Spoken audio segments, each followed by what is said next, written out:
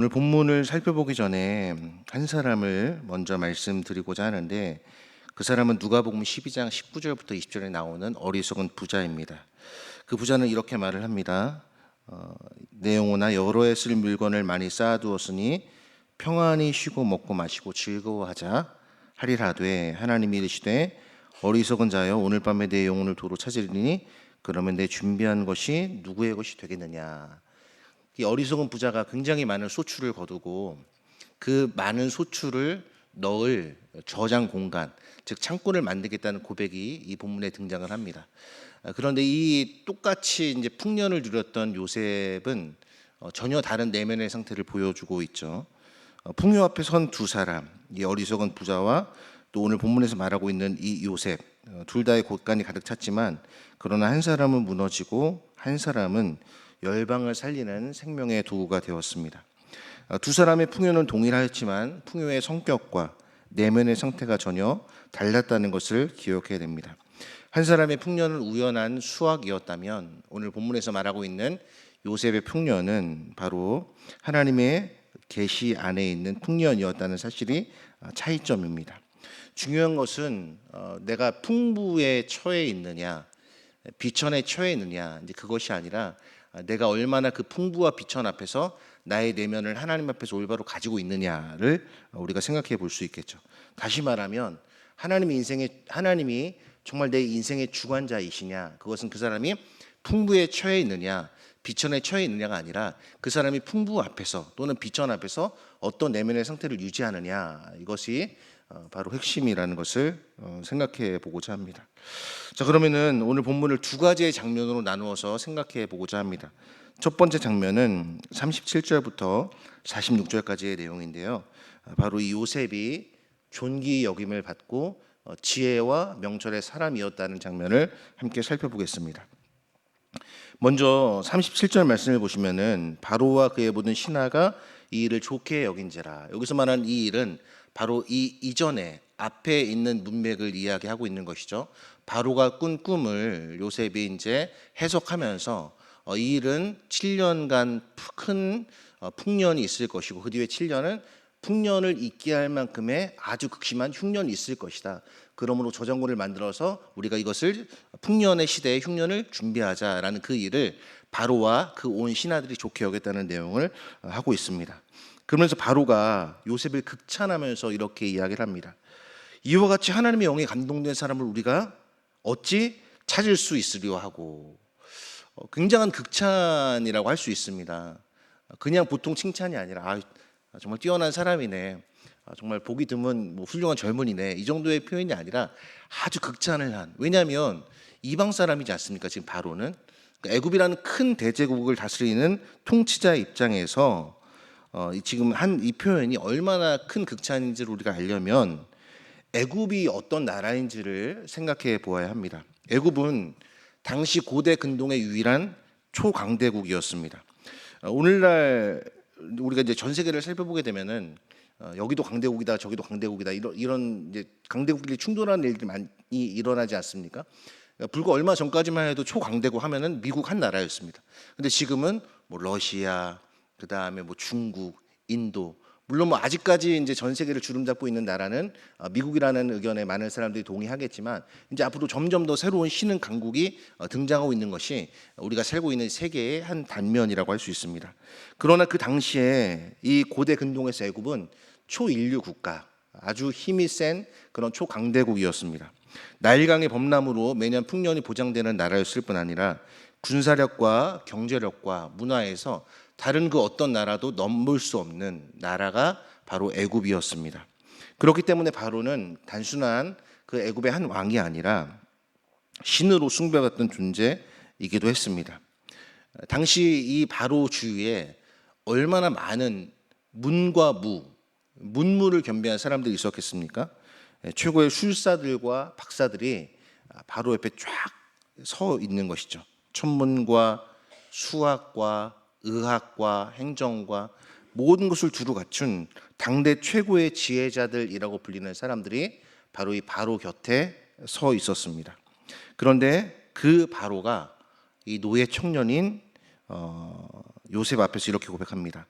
하나님의 영에 감동된 사람을 우리가 어찌 찾을 수 있으리요. 그럼 여기서 중요한 표현은 무엇이냐면 바로 하나님의 영이라는 표현입니다. 이 하나님의 영이라는 표현은 창세기 1장 2절에 등장합니다. 엘로힘, 루아 엘로힘이라는 표현인데 여기서 하나님의 영은 수면 위에 운행하시니라 라는 표현이 바로 이 표현입니다. 그런데 천지를 창조하실 때 운행하시던 그 영이 지금 누구에게 있는 것입니까?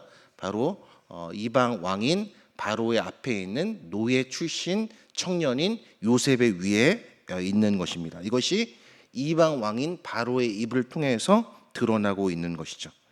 세상 최고의 지혜자를 가진 부족할 것이 없는 왕이 노예 출신 청년 앞에서 바로 이 위대한 창조의 영을 보게 된 것입니다. 그러면서 이와 같이 말을 합니다. 너와 같이 명철하고 지혜로운 자가 없도다. 여러분 혹시 지금까지 살아오시면서 타인으로부터 또는 예수님을 믿지 않는 그런 분으로부터 이런 표현 들어본 적 있으신 분이 계신가요? 당신같이 명철하고 지혜로운 사람을 제가 여태까지 본 적이 없습니다. 이런 표현을 들으면 여러분 얼마나 좋겠습니까?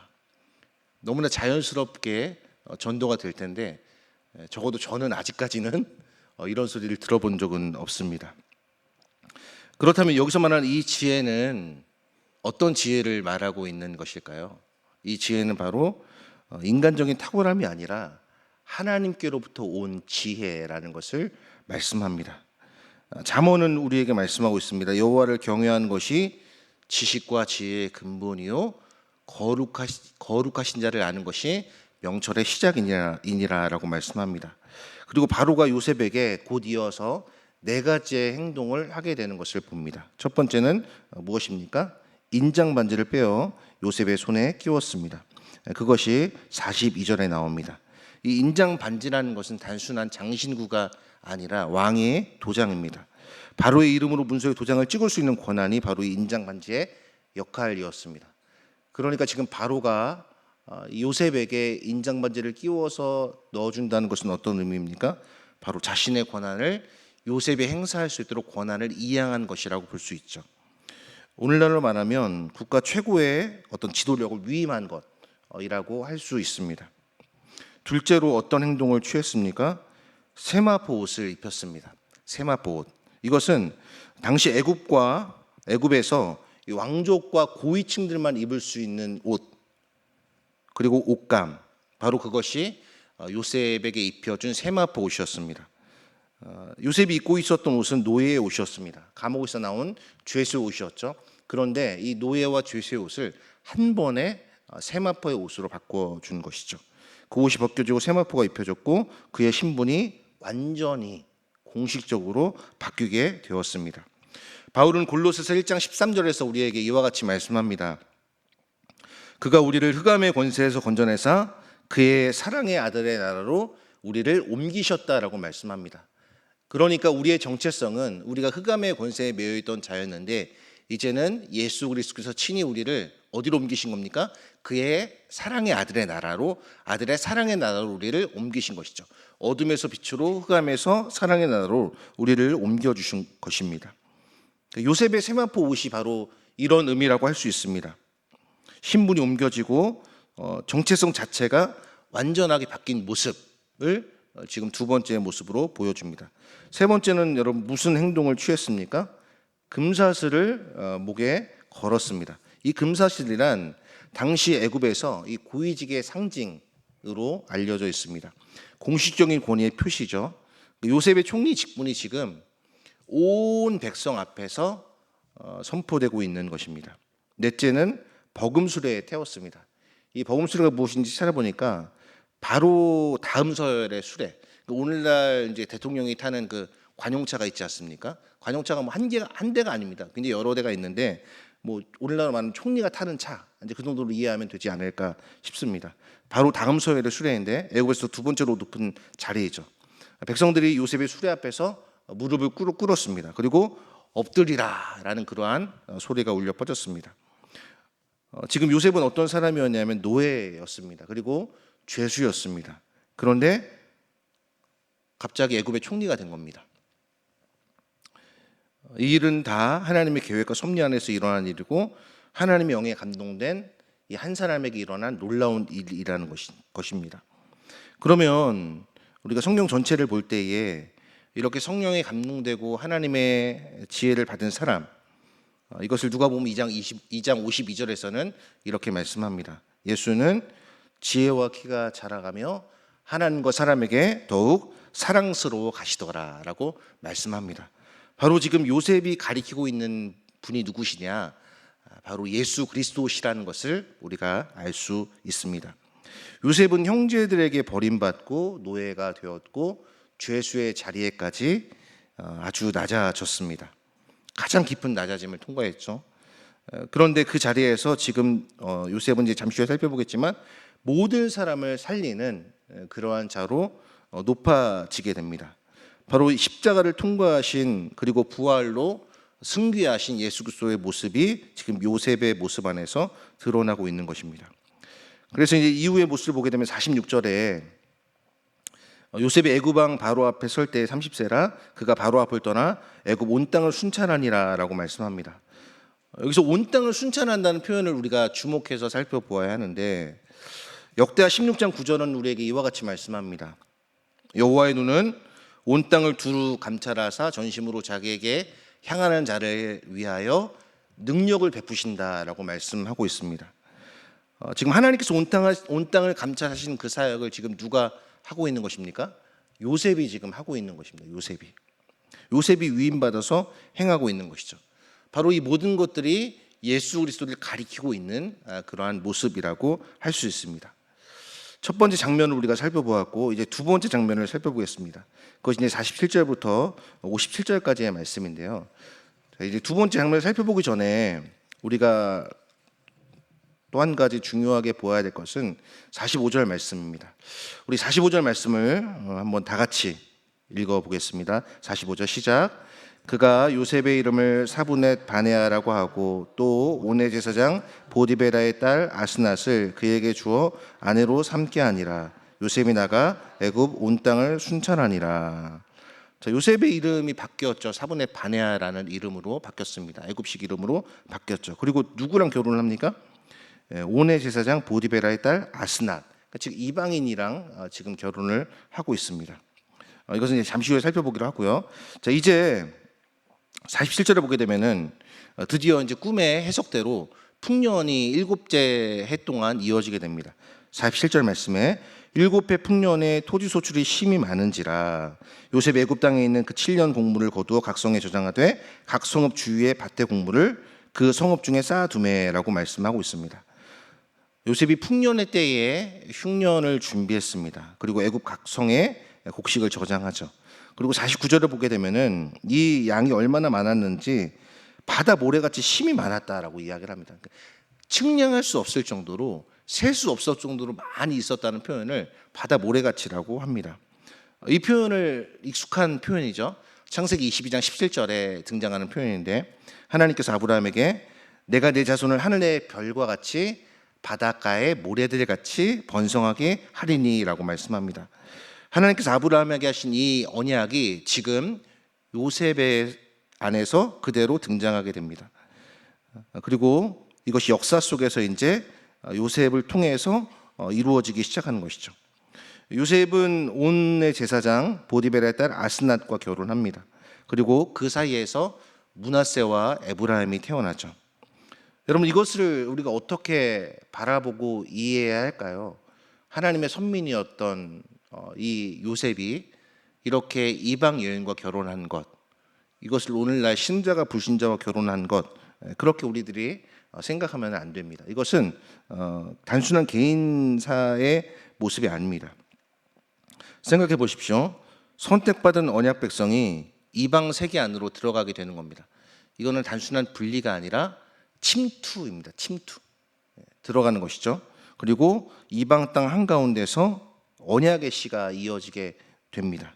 하나님의 구원 계획이 이스라엘을 넘어서 이방 땅까지 온 열방이 복을 얻으리라는 말씀까지 이어지게 되죠. 창세기 12장 3절에서 아브라함에게 하신 말씀이 바로 이와 같은 말씀입니다. 너로 말미암아 모든 열방이 복을 받으리라라는 것이 아브라함과 이삭과 야곱과 요셉 그리고 그리스도에게까지 이어지게 되는 것입니다. 그리고 7년의 풍년이 지나고 흉년이 시작되죠. 온 세상이 굶주리게 됩니다. 여러분, 오늘날은 사실 뭐 좀 흉년이라고 해도 뭐 마트 가면은 없는 게 없죠. 그렇죠? 뭐 제가 좋아하는 초코파이도 있고, 그 다음에 초코파이랑 맞먹는 OS도 있고, 예, 뭐 굉장히 많이 있습니다. 그런데 뭐 당시에 뭐 가공식품이 어디 있었겠습니까? 그러니까 이제 7년의 큰 풍년의 시기에 풍년을 잊게 할 만큼의 흉년을 대비한 요셉의 지혜를 우리가 여기서 엿볼 수 있는 것입니다. 54절을 보게 되면은 각국에도 기근은 있으나 애굽 온 땅에는 먹을 것이 있더니라고 이야기를 합니다. 여기서 각국이라는 말은 모든 땅들을 의미합니다. 모든 땅들. 당시로 말하면 가나안과 메소포타미아 그리고 아라비아 반도. 그러니까 우리가 알고 있는 그러한 세계 전체를 의미한다고 볼 수 있죠. 그런데 본문은 여기서 멈추지 않고 57절에서 이렇게 말을 합니다. 각국 백성도 양식을 사려고 애굽으로 들어와 요셉에게 이르렀으니 기근이 온 세상에 심함이었더라라고 이야기를 합니다. 자, 여기서 각국이라는 단어가 모든 땅들이라고 말씀을 드렸는데 이제 그 모든 땅들에서 범위가 넓혀져 확장되고 있는 겁니다. 요셉 개인에서 애굽으로, 애굽에서 각국으로, 각국에서 온 세상으로 퍼져 나가고 있는 것입니다. 바로가 요셉에게 준 이름이 무엇입니까? 사브낫 바네아. 그러니까 이름이 참 어렵죠. 사브낫 바네아. 그러니까 이것을 보면은 하나님이 말씀하시니 그가 살리라 이런 뜻도 가지고 있고 또 다른 뜻으로 생명의 양식을 나누어 주는 자라는 의미도 갖고 있다고 합니다. 그렇다면 열방이 생명을 얻으러 누구에게 나왔습니까? 바로 애굽의 총리였던 요셉에게 나왔습니다. 근데 그가 누구였습니까? 죄인이었고 노예였습니다. 그러나 그는 하나님의 영에 감동된 사람이었고 바로에 의해서 총리로 임명된 사람이 바로 요셉이었습니다. 이분이 가리키는 분은 바로 예수 그리스도시라고 말씀을 드렸습니다. 여러분, 그렇다면 우리가 첫 번째 장면과 두 번째 장면을 쭉 살펴보면서 우리는 한 가지 결론에 이르게 되죠. 무엇입니까? 바로 요셉이 성령에 감동된 사람이었다고 이야기를 하고 당시에 애굽만 살린 것이 아니라 가나안과 아라비아 반도와 메소포타미아에 있는 수많은 사람들을 살리는 그 생명의 역할을 감당했던 사람이 누구였습니까? 바로 요셉이었습니다. 그 요셉은 성령에 감동된 사람이었고 하나님의 지혜를 받은 사람이었습니다. 가장 깊은 낮음을 통과해서 만민을 살리는 그러한 사람으로 높아진 사람이었습니다. 그는 풍년의 때에 흉년을 준비한 사람이었습니다. 이 요셉이 가리키는 분을 우리가 주목해야 되는 것이죠. 십자가에서 가장 낮아진 모습으로 우리에게 생명을 주신 분, 부활하심으로 말미암아 우리를 의롭다고 말씀하신 분, 우리를 함께 하늘에 안치겠다고 말씀하신 분, 바로 예수 그리스도시죠. 그분은 성령에 감동된 분이시고 지혜와 존귀함을 얻은 분이십니다. 그리고 온 세상이 그분께 나와 생명을 얻는 자라고 말씀합니다. 그래서 요한복음 6장 35절은 예수께서 이르시되 나는 생명의 떡이니 내게 나오는 자는 결코 줄이지 아니할 것이요 나를 믿는 자는 영원히 목마르지 아니하리라 라고 말씀하고 있습니다. 사브낫 바네아, 요셉의 애굽식 이름입니다. 생명의 양식을 나누어 준 자. 요셉이 예표했고 바로 예수 그리스도 안에서 그것이 온전하게 성취되었습니다. 창세기 12장 3절의 말씀을 다시 한번 기억해야 합니다. 너로 말미암아 모든 열방이 복을 받으리라. 아브라함에게 주신 그 약속이 요셉을 통해 시작되었고 예수 그리스도 안에서 성취되었습니다. 그렇다면 오늘 우리가 본문을 통해서 무엇을 발견해야 할까요? 우리는 누구입니까, 여러분? 우리는 다 기근의 군주로 요셉에게 나온 열방과 같은 존재입니다. 영적 기근 속에서 생명의 양식을 주시는 그리스도께 나와 생명을 얻은 자들입니다. 우리에게 생명을 주신 분이 바로 예수 그리스도시라는 것이죠. 여전히 먹을 것이 없어서 절망하고 좌절하고 아니면은 먹을 것을 먹어도 금방 우리에게 허기를 가져다 줄 그런 썩어질 것, 그러한 아주 육적인 것에 매달려 있던 우리에게 영원히 목마르지 않고 영원히 우리들이 굶주리지 않는 생명의 양식을 주신 분이 바로 예수 그리스도시라는 것을 말씀해 주고 있습니다. 그럼 여러분, 우리가 본문에서 어떤 교훈을 얻어야겠습니까? 우리도 요셉처럼 성령에 감동된 사람이 되자.